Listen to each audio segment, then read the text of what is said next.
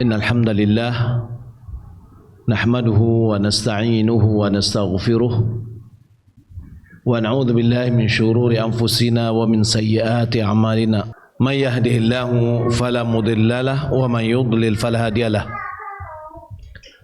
وأشهد أن لا إله إلا الله وحده لا شريك له وأشهد أن محمدا عبده ورسوله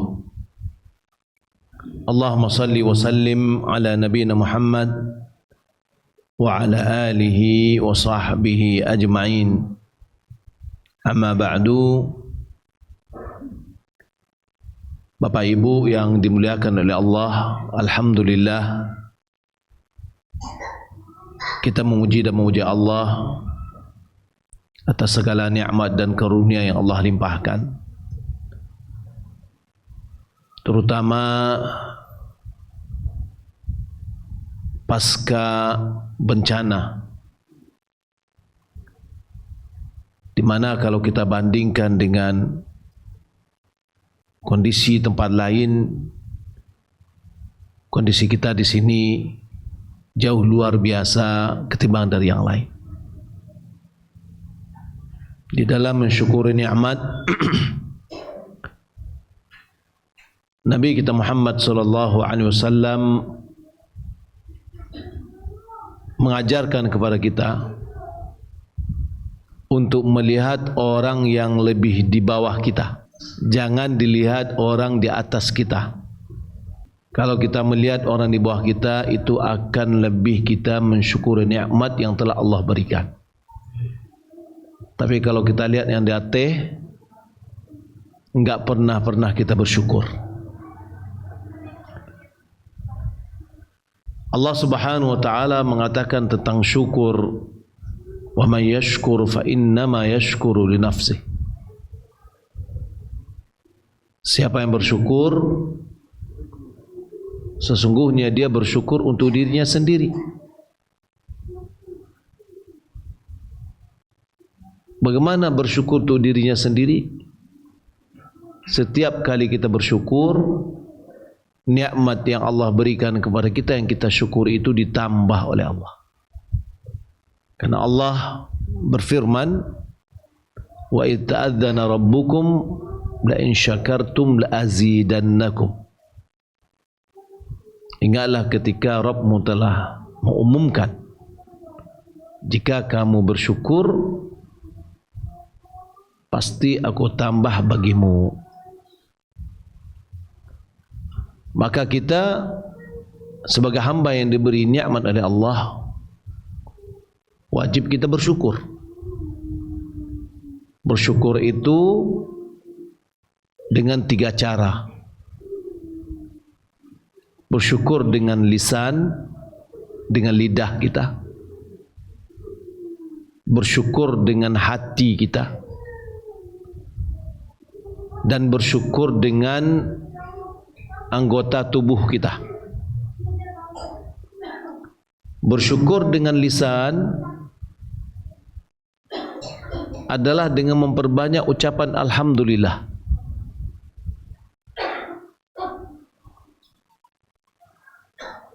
Di samping itu, nikmat-nikmat yang telah Allah berikan itu kita sebut-sebut. Allah berfirman, wa amma bi ni'mati rabbika fahaddits. Adapun dengan nikmat Allah, nikmat Rabbmu, bicarakanlah, sabui-sabuilah. Gimana? Ya kita sebut. Ya apalagi pasca bencana. Kita dulu nih air nih habis. Sekarang alhamdulillah ya lah elok balik ya. Kalau musalawat patang ko panu de anu kinilah berasi ya. Lah ada karpet baru. Rumah wak boyko patang ko kinilah alhamdulillah. Itu dia. Kita sebut kebaikan-kebaikan yang Allah berikan kepada kita. Itu adalah tanda kita mensyukurinya. Tapi kalau kita mengeluh ke sana, kurang saja, itu menunjukkan kita tidak mensyukuri nikmat Allah. Wa may yakfur, siapa yang berkufur, ya, kufur dengan nikmat Allah Subhanahu wa taala, fa inna Allah ghaniyun hamid.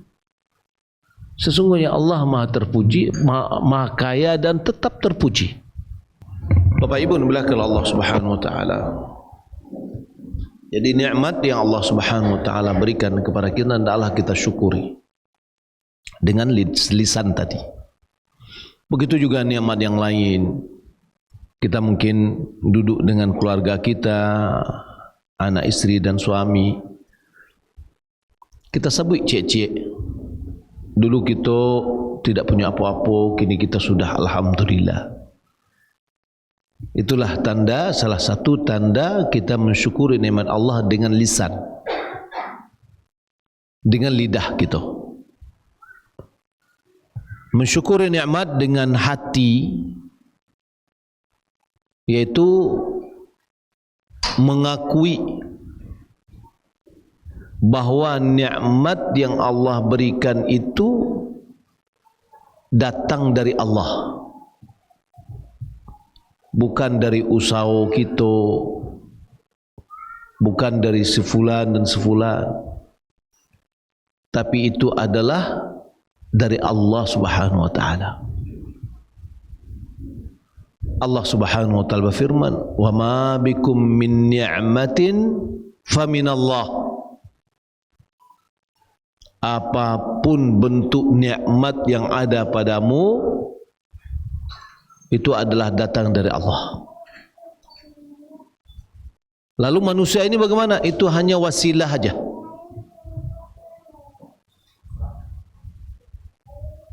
Bantuan yang datang ke sini baik melalui Posko Dar El Iman, Surau TV, atau orang-orang lain yang datang ke sini, itu adalah nikmat dari Allah melalui perantara mereka.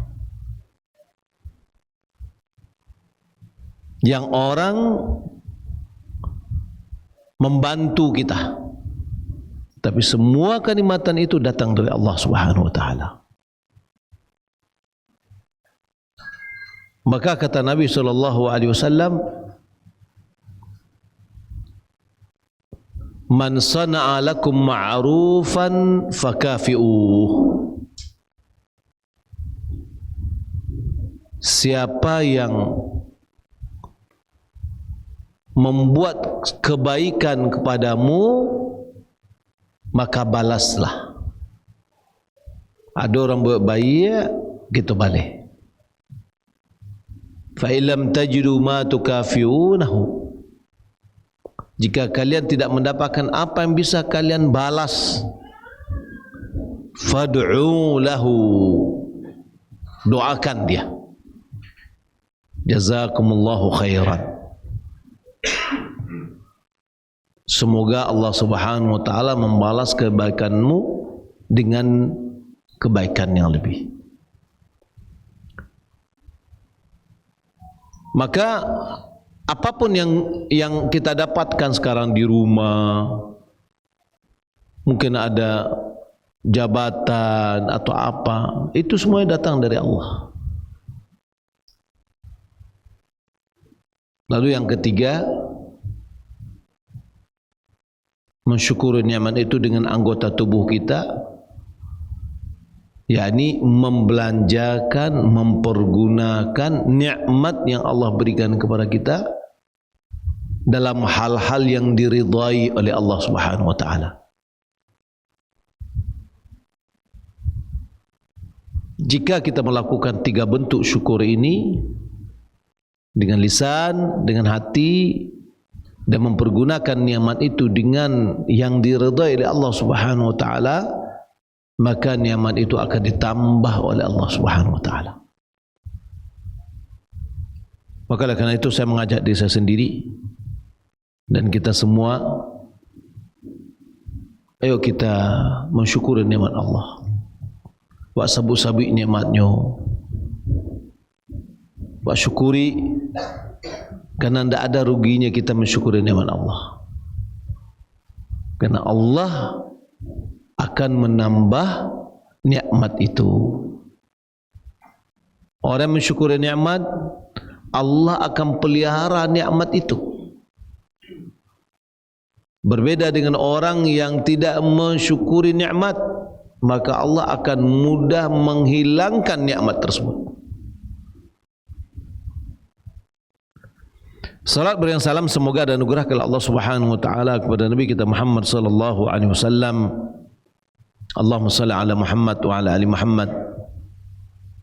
Di mana beliau mengatakan ni'matani maghmunun fihi ma katsirun minan nas. Ada dua nikmat yang kebanyakan manusia di dalam dua nikmat itu tertipu, terkecoh, ya, tidak sadar dia bahwasanya itu adalah nikmat. Dia rasakan itu biasa-biasa saja, tapi itu adalah nikmat. Apa itu? As-sihhatu wal faragh. Kesehatan dan waktu lapang. Kesempatan yang ada. Waktu lapang berarti kita tidak sibuk. Kita terasa bahwa kesehatan itu adalah nikmat ketika hilang nikmat itu. Yang ada adalah sakit. Disitulah kita baru kehilangan nikmat. Tapi ketika nikmat itu ada, kita tertipu. Kita kurang bisa mensyukuri nikmat itu dan mempergunakannya dengan hal-hal yang baik. Begitu juga dengan al-faragh, waktu kosong. Waktu kosong itu sebenarnya nikmat. Mungkin bapak ibu yang sudah pensiun dulunya adalah sibuk, sudah pensiun banyak waktu lapangnya. Sebenarnya memang seharusnya dia sudah harus konsen untuk akhiratnya. Banyak orang sudah pensiun cari-cari kesibukan, malahan terkadang lebih sibuk lagi daripada dia bekerja. Tapi sebenarnya dia sudah diberikan oleh pemerintah untuk mempersiapkan dirinya ke akhirat. Makanya dipensiunkan. Para ulama dahulu sangat mengerti sekali tentang nilai dari waktu, nilai dari umur. Sehingga di antara mereka yang umur-umurnya sudah 60-an ke atas itu betul-betul mereka mempersiapkan dirinya untuk akhiratnya. Karena inilah akan pulang kampung. Sampai ada di antara mereka ketika ada yang pengen bertamu dengannya, dia bilang, Anda mampu untuk menahan matahari, silakan berkunjung ke rumah saya. Ada enggak yang bisa menahan matahari? Enggak. Matahari itu bergerak terus sampai ke barat. Besok terbit lagi dari timur pergi ke barat. Begitu seterusnya. Enggak ada yang bisa memberhentikan. Artinya dia betul-betul memanfaatkan waktunya dengan sebaik-baiknya yang bermanfaat bagi dunia dan akhirat. Bapak Ibu belakang Allah Subhanahu wa taala, kita sekarang berada di bulan Sya'ban. Tidak lama lagi kita akan menghadapi bulan apa? Bulan Ramadan. Bulan Ramadan itu adalah bulan yang penuh berkah. Kata Nabi sallallahu alaihi wasallam, "Atakum Ramadan syahrun mubarak. Faradallahu alaikum siyamah." Telah datang kepada kalian bulan Ramadan bulan yang penuh berkah. Allah telah mewajibkan kepada kalian untuk melaksanakan puasanya. Maka puasa bulan Ramadan adalah rukun Islam yang keberapa ibu-ibu? Yang ketiga. Yang ketiga atau yang keempat? Yang keempat.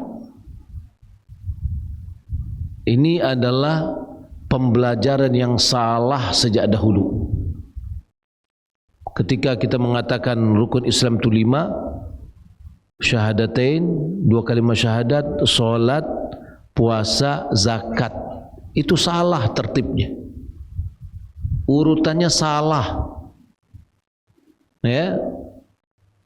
Tidak ada teks hadis seperti itu. Yang ada 2 kalimat syahadat, anta syahadat la ilaha illallah wa anna Muhammadar Rasulullah, wa tuqimus shalah, kau menegakkan salat, wa tu'tiyaz zakah, kau menunaikan zakat. Di dalam Al-Quran selalu antara salat dengan zakat itu berbarengan, ya, tidak terpisah. Aqimus shalah wa atuz zakah, tunaikanlah, tegakkanlah solat. Apa makna tegakkan solat? Tunaikan solat dengan memenuhi syarat-syaratnya, rukun-rukunnya, wajib-wajibnya, sunat-sunatnya. Kerjakan dengan sempurna. Wa atuz zakat, tunaikan zakat. Zakat apa? Zakatul mal. Ya, zakat al-mal yang memiliki syarat wajib. Kalau sudah punya nisabnya, sudah berumur 1 tahun dan itu milik dia, wajib dia keluarkan setelah 1 tahun itu. Dia keluarkan 2,5%. Yang keempat baru puasa bulan Ramadan. Yang kelima menunaikan haji bagi siapa yang mampu. Yang enggak mampu enggak wajib melaksanakan. Ya. Jangan jadikan puasa itu rukun ketiga, rukun keempat zakat. Zakat apa? Zakat fitrah. Ya. Zakat fitrah memang di ujung Ramadan. Tapi itu tertib yang salah. Ini ibu-ibu, ya, harus koreksi anak-anak kita. Koreksi bahwasanya itu tertib yang tidak pernah ada di dalam hadis Nabi. Yang ada adalah 2 kalimat syahadat, salat, zakat, puasa Ramadan dan haji. Bulan Ramadan yang akan datang ini adalah bulan yang diwajibkan kita berpuasa. Setiap yang sudah baligh, ya, siapa yang wajib? Setiap muslim yang sudah baligh dan berakal, yang sehat dan muqim, serta suci dari haid dan nifas, maka wajib baginya untuk mengerjakan puasa. Bagi laki-laki wajib, kecuali kalau sakit dan musafir. Perempuan ditambah lagi suci dari haid dan nifas.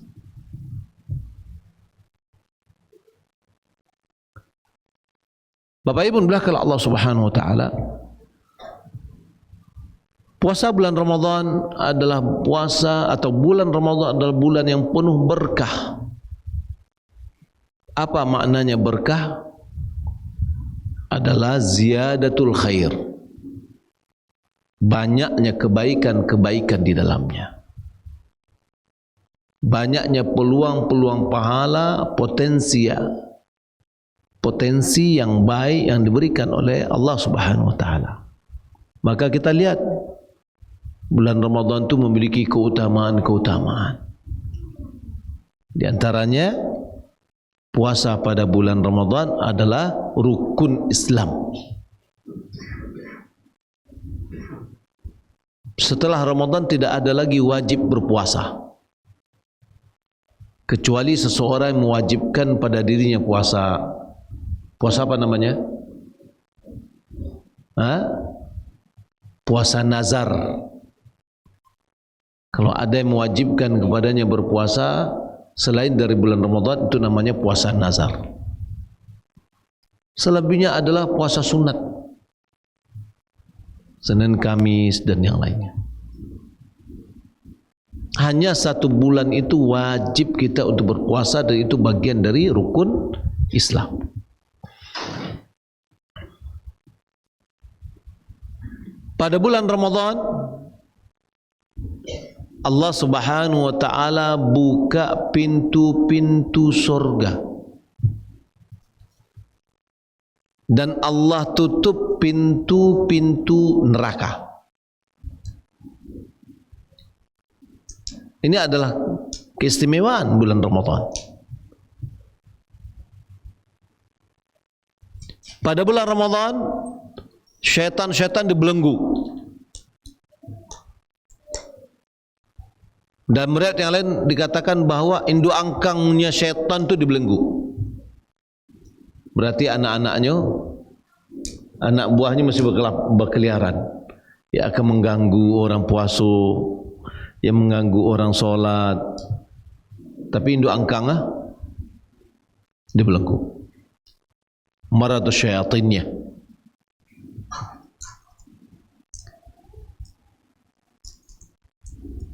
Kalau seandainya pintu-pintu surga dibuka, pintu-pintu neraka ditutup, syaitan-syaitan dibelenggu, ini menunjukkan bahwa ini ada potensi bagi kita untuk beramal sebanyak-banyaknya. Sehingga Nabi mengatakan, ya baghiyal khairi aqbil.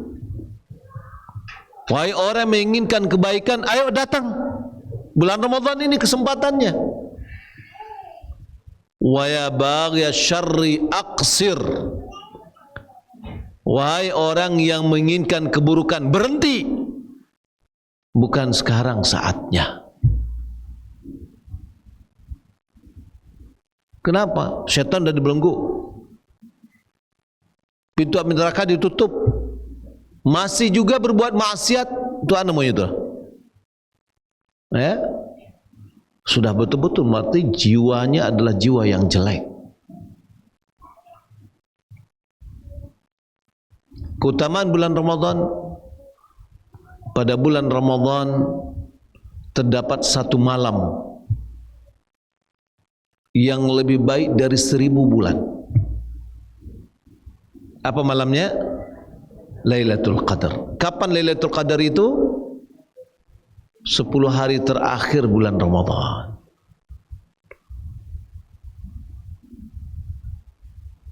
Apa makna kebaikan yang ada di dalamnya? Bahwasanya malam Lailatul Qadri khairum min alfi syahr. 1000 bulan itu berapa? Berapa tahun? Lebih dari 83 tahun. Saya yang disiko yang berumur lah 80. Kayaknya nak ada, kayaknya nak. Sekali kita beribadah malam itu dengan segala ibadah yang kita kerjakan, solat wajib kita. Mulai malam itu, kapan mulai? Malam Lailatul Qadar mulai dari terbenam matahari sampai terbit fajar. Itu malam Lailatul Qadar. Bukan malam Lailatul Qadar itu model angin tiba atau hujan turun.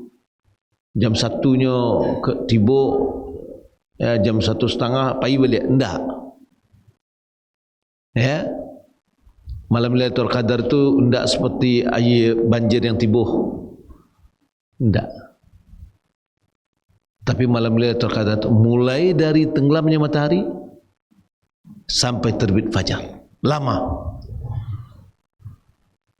Maka selama itulah kita beribadah. Solat wajib kita ada, solat sunat kita ada, solat maghrib masuk dia malam Lailatul Qadar. Solat isya masuk dia pada malam Lailatul Qadar. Solat-solat sunat kita, solat tarawih kita, solat subuh nggak masuk deh. Karena solat subuh setelah terbit fajar. Selama malam itu kita beribadah. Mungkin kita bersedekah, mungkin kita bantu orang, mungkin kita baca Al-Quran dan yang lainnya. Kita berzikir, berdoa, beristighfar sampai awak indak lalu malam tu, ya. Maka satu malam yang kita tidak tidur dengan penuh dengan ibadah kepada Allah, itu lebih baik satu malam dibandingkan dengan 83 tahun lebih. Setiap malam awak indak lalu beribadah dengan yang sama tadi, ya, satu malam itu lebih baik daripada 1000 bulan.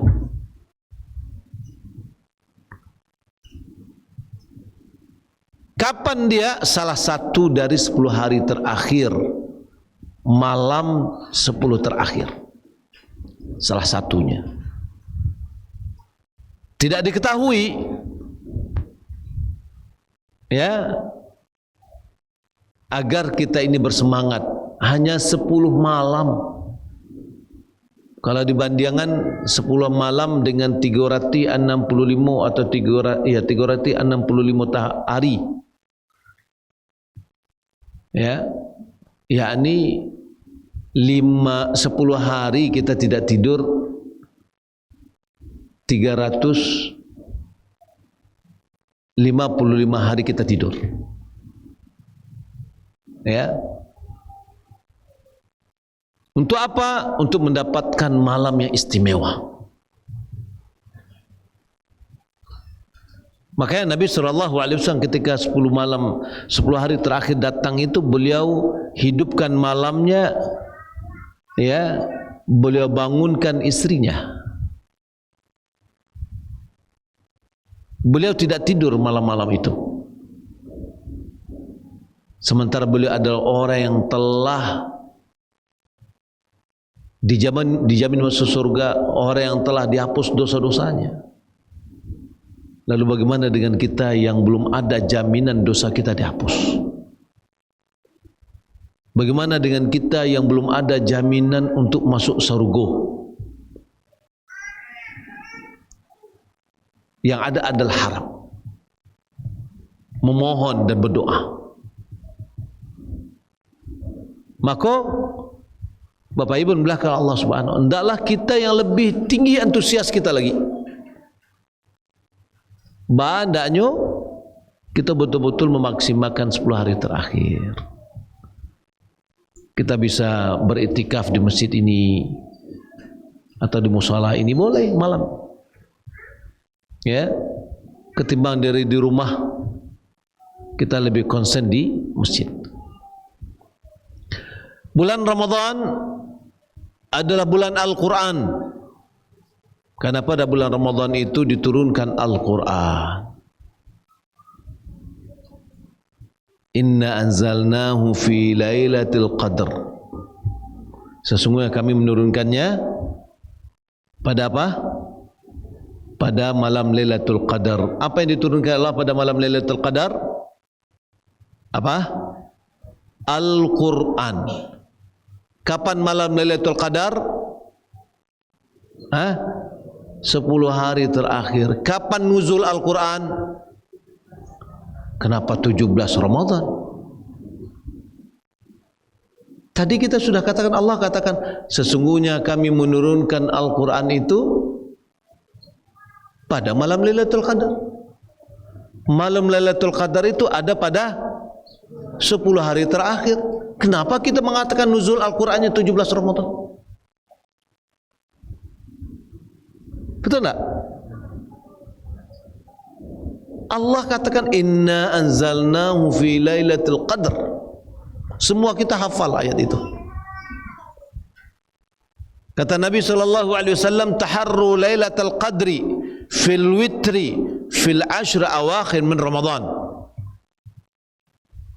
Perhatikan dengan seksama, cari malam Lailatul Qadar itu pada malam-malam ganjil pada 10 terakhir pada bulan Ramadan. Tidak disebutkan pertengahan Ramadan, enggak. Kapan nuzul Al-Quran? 10 hari terakhir. Ya. Bulan Ramadan Bapak Ibu adalah bulan pengampunan, di mana dosa-dosa diampuni oleh Allah Subhanahu wa taala. Tapi ada syaratnya. Sehingga Nabi sallallahu alaihi wasallam mengatakan, "Raghima anfi imri'in dakhala alaihi Ramadan falam yughfar lahu." Merugi seseorang, raghima anfi imri'in itu adalah hidungnya tercacak ke tanah, menunjukkan akan kerugiannya. Kenapa rugi? Datang Ramadan dan berat yang lain dan sudah pergi, tapi dosanya tidak diampuni. Kok merugi? Karena bulan Ramadan adalah mengampuni dosa. Ternyata Ramadan berangke, dosonya tidak tapui. Rugi tidak? Rugi.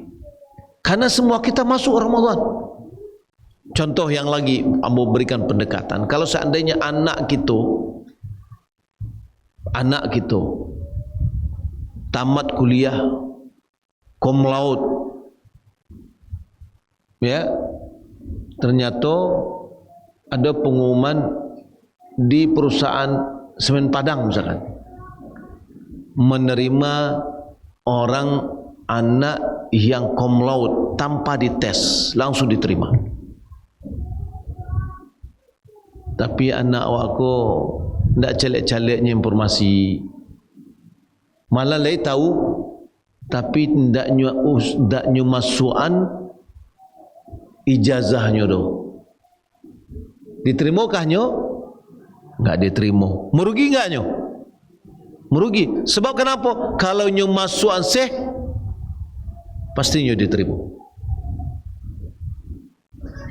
Kita sekarang masuk ke dalam bulan Ramadan. Tidak ada di antara kita yang keluar dari bulan Ramadan. Entah kayaknya tinggal, hatta kalau seandainya tinggal nyunju di bulan, tetap inyo bulan di atas, bulan di bawah di bumi, tetap juga bulan Ramadan. Ya, kita akan melalui bulan Ramadan. Hari demi hari kita melaluinya. Kita berharap dosa-dosa kita diampuni. Kalau tidak diampuni, sangat merugi awal. Bulan Ramadan adalah bulan doa. Bulan doa. Di antaranya adalah hadis Nabi SAW mengatakan, "Salatu da'watin mustajabat." Ada 3 doa yang dikabulkan. Di antaranya doa orang yang berpuasa. Jadi ketika kita berpuasa, tidak hanya ketika kita mau berbuka, tapi siangnya, paginya, sorenya kita berdoa, termasuk orang yang doanya dikabulkan. Ditambah lagi dalam Al-Quran pada ayat-ayat puasa, ya, ayat berapa? 283, 284, 285, 286 tentang doa. 287 kembali lagi dengan hukum puasa. Diapik dengan ayat-ayat, dimasukkan tengah-tengahnya tentang berdoa. Wa idza sa'alaka 'ibadi 'anni fa inni qarib ujibu da'watad da'i idza da'an falyastajibu li wal yu'minu bi la'allahum yarshudun. Ini menunjukkan bahwa Ramadan adalah bulan berdoa. Karena di dalam ayat-ayat, termasuk di ayat-ayat berpuasa, Allah katakan, apabila hambaku bertanya kepadamu tentang aku, katakan aku ini dekat. Dekatnya bagaimana? Dekat zatnya Allah? Enggak, zat Allah itu di atas arsy, di atas langit yang ketujuh, jauh. Tapi Allah dekat dengan kita dengan pendengarannya, penglihatannya, pemberiannya. Saya berikan pendekatan. Kalau misalkan anak awak merantau kuliahnya di Bandung misalkan, ya, kalau 30 tahun yang lalu, sampai puluh tahun yang lalu, anak awak kami minta kirim piti baca roh, kirim surek lo, baralah mau kirim surek, jopos ada yang kilat, ada yang biasa, kirim mak, kirim piti, Jawa kirim jopos jowesel, kirimlah dulu, baralah mau tu, ya tak? Bada itu, karena memang Padang jo Bandung kau jauh, lebih dari 35 jam. Kalau kini Bandung tu dekat tak? Dekat, merengek anak sedap, mak kirim piti je, langsung ambil nomor rekeningnya. Lalu mungkin selesai karyang, ya, mulai mengecek untuk ngirim piti, lah masuk piti ke dalam rekening. Dekat enggak orang tua? Terasa dekat, walaupun secara fisiknya jauh. Kalau itu antara manusia dengan manusia, makhluk dengan makhluk, bagaimana dengan makhluk dengan sang Khaliq? Ya, 70 ayat mengatakan bahwa Allah itu di langit, bukan di mana-mana, tapi sifatnya di mana-mana. Mondok awak, bukan memondok, lalu atau bersembunyi. Pai awak kama bersembunyi awak, dilihat dari Allah, dilihat dari Allah, dilihat, diketahui oleh Allah. Babisi awak sampai bisi awak tak didengar ada kawan tu, dek saking aluhnya bisi awak, ya, bukan bisi yang terdengar di orang jauh, tapi bisi awak diketahui oleh Allah, diketahui. Allah di mana? Di atas arsy, ba'in an khalqi, sangat jauh terpisah dengan makhluknya. Ya, itu dalam Al-Quran 70 ayat yang menyatakan. Lalu ada orang mengatakan ini adalah pemahaman yang sasih, ini adalah orang yang salah.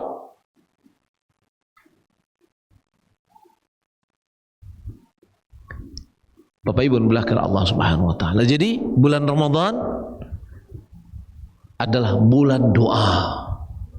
Ujibu da'watad da'i idza da'an. Aku penuhi panggilan orang yang memanggil apabila dia berdoa.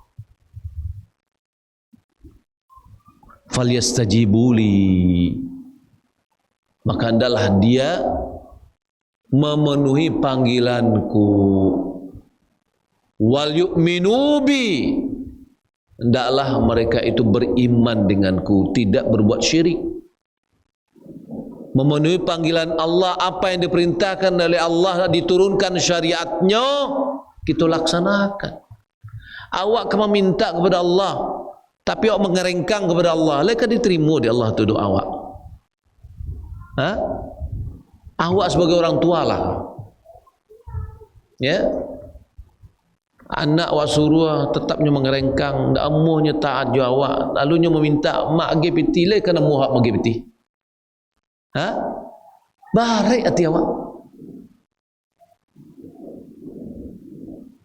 Maka Allah Subhanahu wa taala katakan untuk supaya doa kita dikabulkan, pertama kita meminta kepada Allah, lalu falyastajibu li wal yu'minu bi la'allahum yarshudun.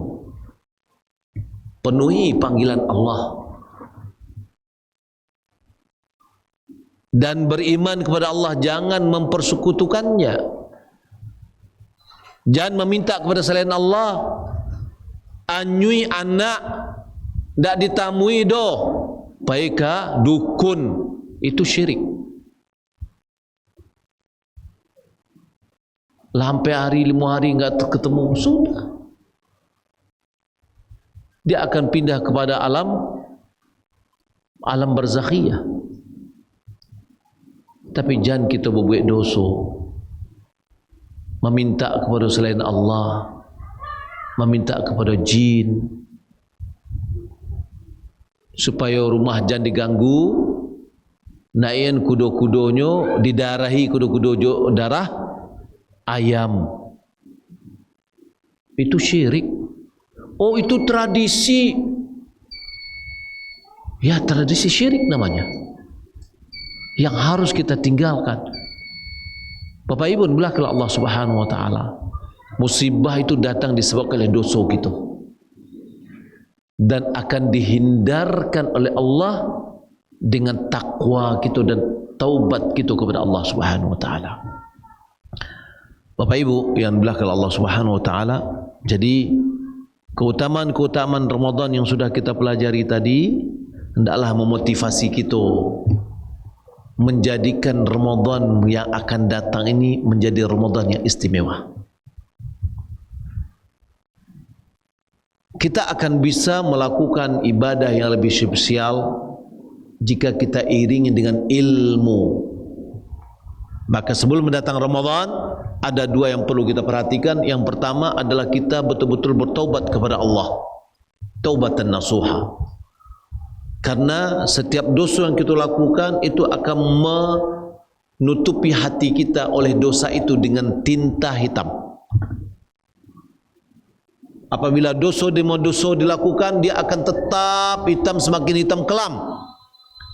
Tapi kalau seandainya dia bertaubat, beristighfar, dia akan bersih. Karat inilah yang akan menutupi hati kita untuk tidak tergugah untuk berbuat ketaatan. Maka bersihkan.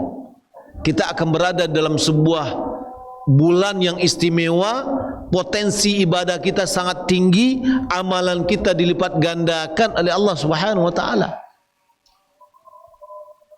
Yang kedua, bekali diri kita dengan ilmu tentang baca roba puasa, sehingga puasa kita berkualitas. Lalu apa amalan-amalan yang kita kerjakan pada bulan Ramadan biar nampak di awak apunan awak kerajuan. Sebab selama itu awak tak tahu anak ke kerajuan karena pengetahuan kita yang sangat minim sekali. Maka karena itu bekali diri kita, tinggal 14 hari ini, bekali diri kita dengan ilmu, membaca buku tentang apa yang akan kita amalkan, amal-amal soleh yang akan kita kerjakan pada bulan Ramadan. Karena waktu membatasi kita, mudah-mudahan pertemuan kita ini diridai oleh Allah Subhanahu wa taala. Ya, kalau tidak kita akan bisa sampaikan panjang.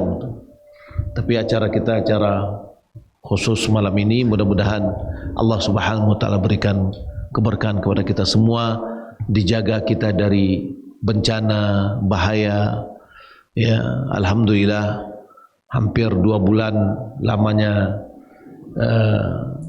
Darul Iman bersama warga kita di sini, ya, dengan apa yang bisa kami lakukan, potensi yang kami lakukan, ya. Harapan kami adalah bagaimana Bapak Ibu bisa bangkit lagi, ya, untuk ke depan.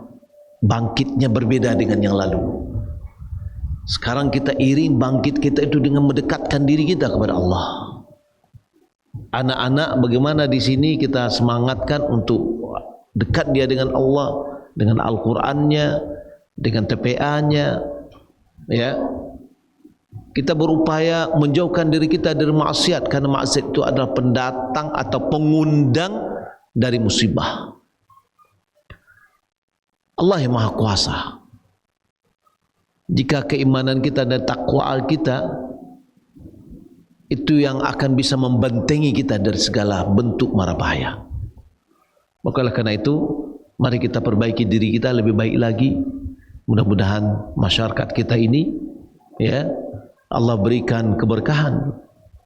Walau anna ahlal qura amanu wattaqau lafatahna alaihim barakatim minas samai wal ard.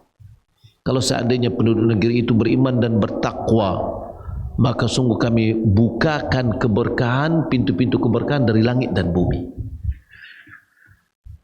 Secara hitung-hitungan dalam resakiku tidak bisa hitung ada Bapak Ibu.